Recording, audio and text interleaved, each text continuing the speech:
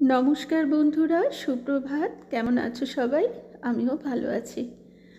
আর আজকে সোমবার, এখন বাজে ওই 11:30 বাজেনি, এখনও বাজবে করছে। আর আমি দেখো একটু রেডি হয়ে বেরিয়েছি। আমি যাচ্ছি মেয়ের স্কুলে, একটু মানে স্কুলে একটু অফিসিয়ালি কাজ আছে, মানে অফিসেই কাজ আছে, স্কুলের অফিসে। তো যাচ্ছি। আর যথারীতি বাস পেয়ে গেছি তাড়াতাড়ি। এই দেখো স্কুলের এখানে নেবেও পড়েছি।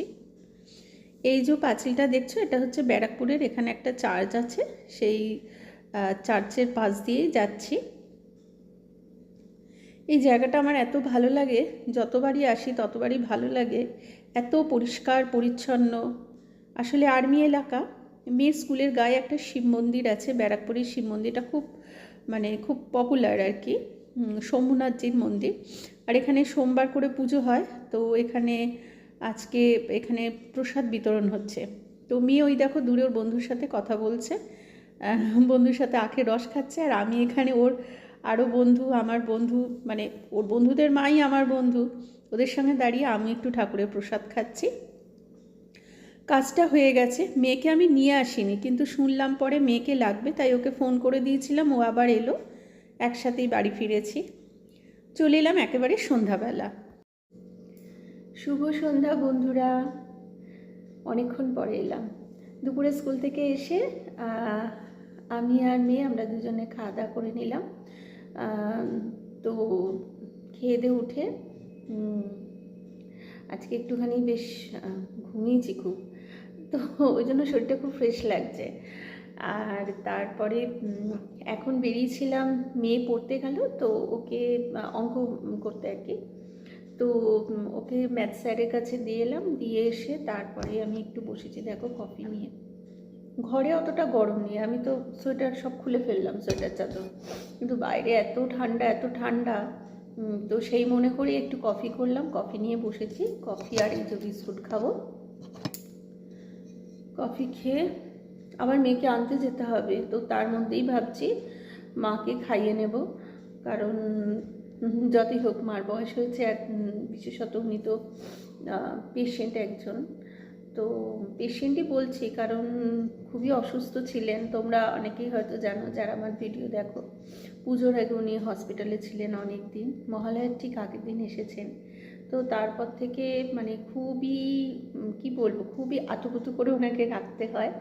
সারাদিন আয়া দিদি থাকে, সন্ধেবেলা চলে যায়, তো রাত্রের খাবারটা আমি খাইয়ে দিই। তো মাকে খাওয়াবো, ওষুধ খাওয়াবো, তারপরে মাকে ঘুম পাড়ানো বলতে কি, ওই বলি আর কি যে তুমি ঘুমিয়ে পড়ো।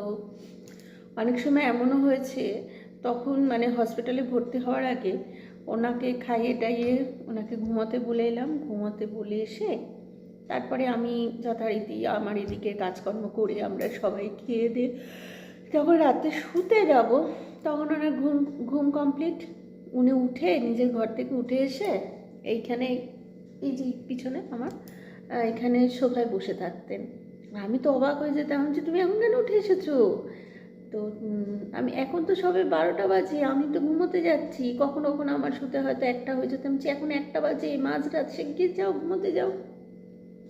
তখন আবার ওনাকে বলে কয়ে ঘরে পাঠিয়ে দিতাম।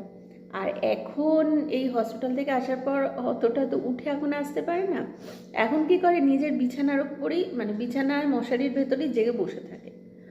তো যাই হোক, রাত্রে অনেকগুলি ওষুধ আছে, তাই ওষুধের মধ্যে একটা ওষুধ আছে এটা মানে একটু ঘুমের ঘোর আসে, সেই জন্য ওনাকে খাইয়ে, ওষুধ খাইয়ে যাতে ঘুমটা হয়, কারণ ওই নালে তো মাঝরাতে উঠে বসে থাকবে।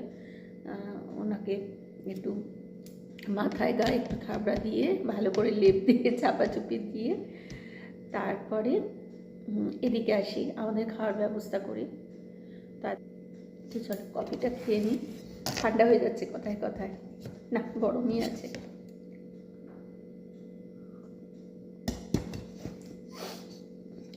আমি যেহেতু চা খাই না, দুবেলারও চা করি, কারণ বাড়ির সবাই তো খায়।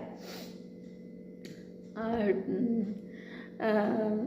আমি যেহেতু চা খাই না, সেহেতু ওই সকাল সন্ধ্যা চা খাওয়ার নেশা নেই। আর কফিটাও যে সব সময় খেতে লাগে তাও না, আজকে সারাদিনে খাইও নি। হ্যাঁ, তো গত 2-3 দিন ধরেও খাইনি। এবার গরমকালে অতটা লাগে না, কিন্তু শীতকালে না মাঝে মাঝে একটু ঠান্ডা লাগলে মনে হয় একটু কফি খাই, একটু কফি খাই। তো কিন্তু এটা আমার নেশা নয়, মানে আমার রোজ খেতেই লাগবে এরকম কোনো ব্যাপার না। খুব ঠান্ডা লাগলে মনে হয় একটু খাই আর কি। ভেবেছিলাম রুটি করব, কিন্তু প্ল্যানটা একটু চেঞ্জ করলাম, পরোটা করলাম। শীতের রাতে গরম গরম পরোটা খেতে বেশ ভালোই লাগে।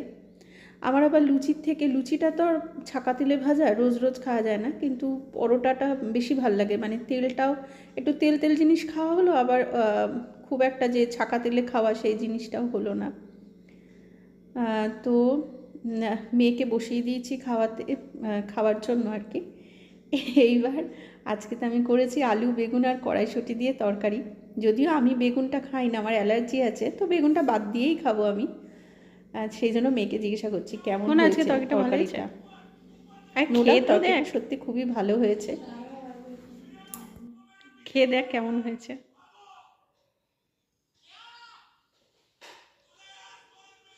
কেমন হয়েছে সত্যি করে বল, ভালো হয়েছে? আজকের মতো ভিডিও এখানেই শেষ করলাম। সবাই খুব ভালো থেকো, শুভরাত্রি, আবার দেখা হবে।